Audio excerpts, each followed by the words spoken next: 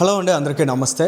పలాస నియోజకవర్గంలో సీదిరి అప్పర్రాజు చేసిన చేదర పని, ఒక కుటుంబానికి సంబంధించిన ఆధారాన్ని ఆయన కుమారుడు చెరిపేస్తే దాన్ని కూడా ఆధారాలు లేకుండా చెరిపేసి తన కుమారుడిని కాపాడుకోవాలనేటువంటి దుర్మార్గమైన ప్రయత్నం చేసి ఇవాళ ఆయన స్వభావాన్ని బయట పెట్టుకున్నారు. అసలు అక్కడ క్షేత్రస్థాయి పరిస్థితిని జనగలం వెళ్ళి పరిశీలించింది. దానికి సంబంధించి గౌతు శిరీష్ గారు ఎమ్మెల్యే గారు ఉన్నారు, అంత మాట్లాడి తెలుసుకుందాం. అసలు పలాస నియోజకవర్గంలో సీదిరి అప్పలరాజు చేసినటువంటి ఈ దుర్మార్గమైన ఆలోచన వెనుక ఆయన క్రూరమైన మానసిక స్వభావం స్థితి ఏ విధంగా ఉందనేది. సీదిరి అప్పలరాజు గారు తన కుమారుడిని కాపాడుకోవడానికి ఎంత దారుణమైన పని చేశారనేది రాష్ట్ర వ్యాప్తంగా చర్చనీయాంశమైంది. ఎక్కడ చూసినా కూడా ఆయన చేసినటువంటి తప్పును ప్రస్తావిస్తున్నటువంటి పరిస్థితి. అయితే ఈ అంశాన్ని ఒకసారి క్షుణ్ణంగా గమనిస్తే చాలా దుర్మార్గాలు, ఆయన ఒక్క అరగంట వ్యవధిలో ఆయన ఎంత దుర్మార్గమైన దారుణమైన మైండ్ సెట్తో ఉన్నారనేది చాలా స్పష్టంగా చూపెట్టగలిగారు. దీని మీద మీ అబ్జర్వేషన్ ఏంటి మేడం? జగన్మోహన్ రెడ్డి గారితో పాటు ఆ వైసీపీ ప్రభుత్వంలో ఉన్న పెద్దలందరి తాలూకా మైండ్ సెట్ ఇలాగే ఉంది. అందులో ఇంకా ప్రత్యేకమైన క్రిమినల్ మైండ్ సెట్ అప్పలరాజు గారిదని నేను ప్రత్యేకంగా చెప్పక్కర్లేదు. గత 5 సంవత్సరాలు ఆయన అధికారంలో మంత్రిగా దర్పం వెలగబెట్టినప్పుడు ఆయన చేసిన అకృత్యాలు పలాస ప్రజలకు తెలుసు, సోషల్ మీడియా ద్వారా మీ అందరికీ తెలుసు. ఈరోజు యాక్సిడెంట్స్ అన్నవి ఎవ్వరూ కావాలని చేయరు, అందులో ఎవరు తప్పు పట్టరు. అందుకే వాటిని యాక్సిడెంట్ అంటారు, యాక్సిడెంటల్గా యాదృచ్ఛికంగా జరుగుతాయి కాబట్టి.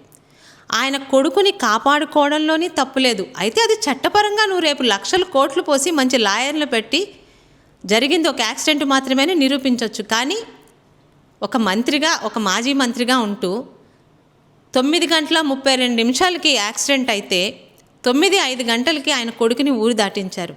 ఈ మధ్యలో అరగంటలో, అంటే మామూలుగా అలాంటి ఇన్సిడెంట్ జరిగినప్పుడు ఎంత ధైర్యస్తుడైనా, ఒక పోలీస్ ఆఫీసర్ అయినా తన వల్ల ఒక వ్యక్తి ప్రాణాలు పోయి రోడ్డు మీద విగతజీవిగా పడుంటే ముందు మైండ్ పనిచేయదు, ఏం చేయాలో అర్థం కాదు, బాడీ ప్యారలైజ్ అయిపోతుంది.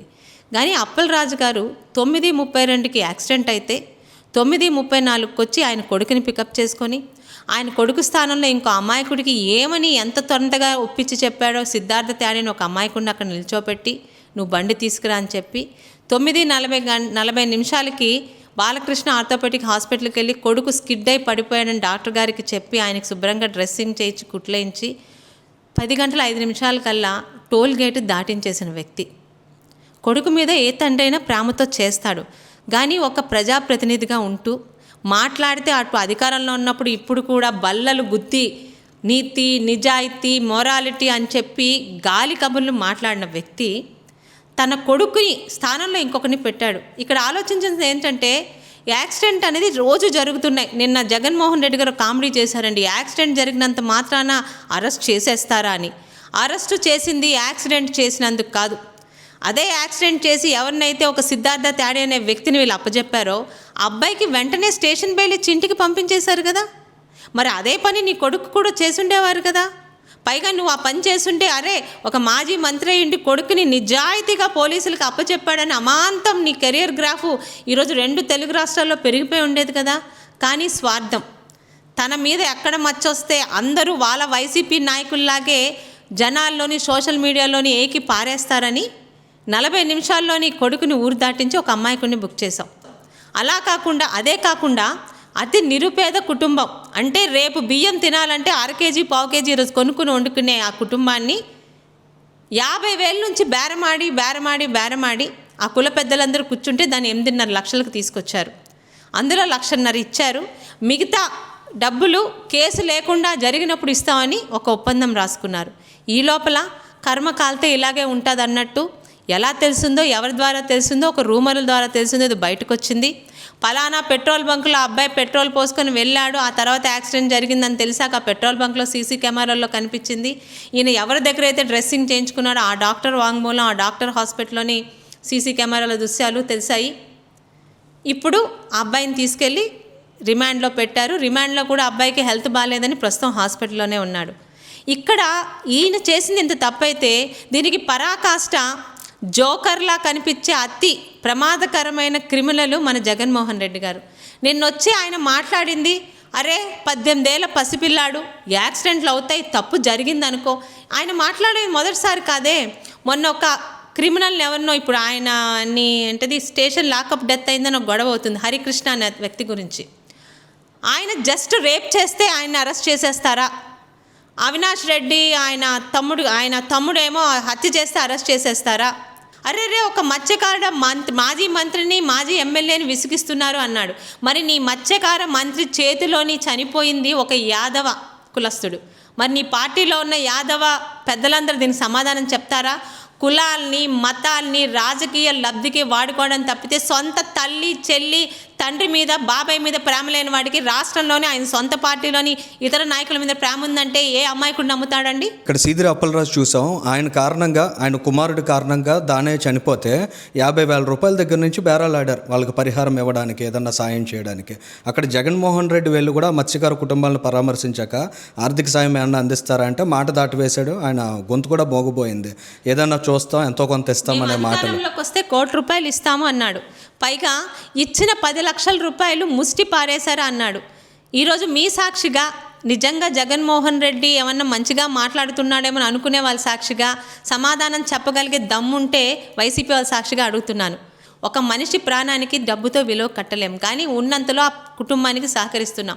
ఈరోజు అక్కడ మత్స్యకార కుటుంబాలకి ప్రాణాలు పోయాయి. 10 లక్షలు కూటమి ప్రభుత్వం ఇచ్చింది, ఎక్కడ సరిపోతుంది? నేను మళ్ళీ అధికారంలో రాగానే, ఎందుకంటే ఆయన రాడని ఆయనకి తెలుసు, ₹1,00,00,000 ఇస్తానన్నాడు కదా. మరి అదే ప్రాణం ఇక్కడ ఒక యాదవుడికి నీ మంత్రి సీదిరి అప్పలరాజు కొడుకు కారణంగా పోయింది. మరి ఇక్కడ సీదిరి అప్పలరాజు చేత నువ్వు ₹1,00,00,000 ప్రాణానికి పరిహారం ఇప్పిస్తావా? అంటే అక్కడ పోయింది వేరే ప్రాణాలు, ఇక్కడ పోయింది వేరే ప్రాణాలా? ఏది మాట్లాడినా కులాలని మతాలని రెచ్చగొట్టి అక్కడికక్కడ ఇబ్బందులో బాధలో ఉన్న కుటుంబీకుల్లో ఒక ఆవేశం, ఒక తిరుగుబాటు చెయ్యాలనే తప్పితే రాష్ట్రానికి ప్రజలకి మంచి చేయాలని ఆయన అధికారంలో ఉన్నప్పుడు లేదు. 5 సంవత్సరాలు ఏం చేశారంటే ఈరోజు ఒక్క వైసీపీ నాయకుడు జగన్మోహన్ రెడ్డి గారు నేను ఇది చేశానని చెప్పలేకపోతున్నాడు. ఇప్పుడు కూడా ఒక్కసారి ప్రజలందరూ గమనించండి. ఇంకో 3 సంవత్సరాల్లో అధికారంలోకి వస్తాం, 2 సంవత్సరాల్లో వస్తాం లెక్కేస్తున్నాడు. కానీ వచ్చాక ఈ మంచి పనులు చేస్తానని చెప్పట్లేదు. రప్ప పీకలకు వస్తాం.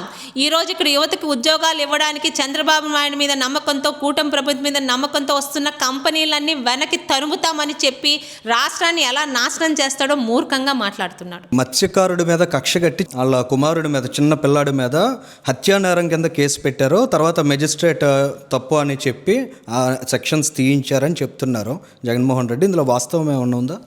మెజిస్ట్రేట్ గారు ఆ సెక్షన్లు అక్కడే ఉన్నాయండి. మీరు ఒకసారి ఎఫ్ఐఆర్ కాపీ కావాలంటే మేము మీకు ఇస్తాం. ఏ సెక్షన్లు తీయలేదు. ఆయన చెప్పిన ఆ సెక్షన్లు కూడా అక్కడే ఉన్నాయి.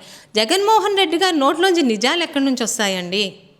రెండోది, మత్స్యకారుల మీద కక్షతోని అని ఒక మాట వాడాడు కదా. ఎందుకయ్యా కుల రాజకీయాలు చేస్తావు? ఒక మనిషి అంటే ఈ సందర్భంగా పవన్ కళ్యాణ్ గారి మాటలు మళ్ళీ గుర్తు చేసుకుంటున్నానండి.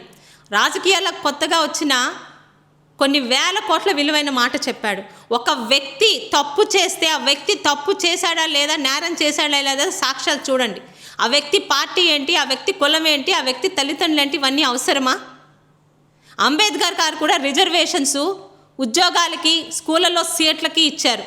అంతేగాని క్రైమ్స్ చేస్తే క్రైమ్స్లో కూడా పలానా కులానికి ఇంత రిజర్వేషన్ ఇవ్వగానే అంబేద్కర్ గారు చెప్పలేదు. జగన్మోహన్ రెడ్డి గారు అనే వ్యక్తి 2019లో అధికారంలోకి వచ్చిన తర్వాత ఆ 5 సంవత్సరాల్లో ఆయన కరోనా కన్నా భయంకరమైన వ్యాధిని ఆంధ్ర రాష్ట్రంలో ప్రవేశపెట్టాడు. కుల మత ప్రాంత రాజకీయాలు ఎలాగా విత్తనాలుగా నాటి వారు అవి మానులే వృక్షాలే ఉన్నాయంటే వాటిని తొలగించడానికి ఎన్ని సంవత్సరాలు పడతాయో, ఎన్ని తరాలు పడతాయో అర్థం కావట్లేదు.